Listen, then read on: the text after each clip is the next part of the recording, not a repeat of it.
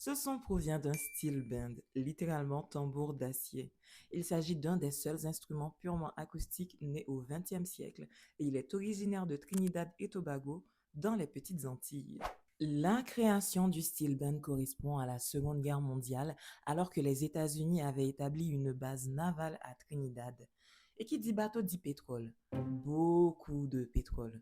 Et les autorités états-uniennes qui occupent un petit pays ne sont pas connues pour leur respect des lieux.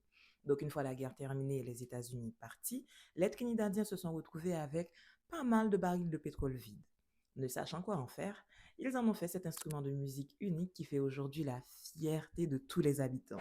Comme toute pratique artistique en dehors des normes scolaires, les codes du style band passent par la mémoire, l'observation et l'imitation.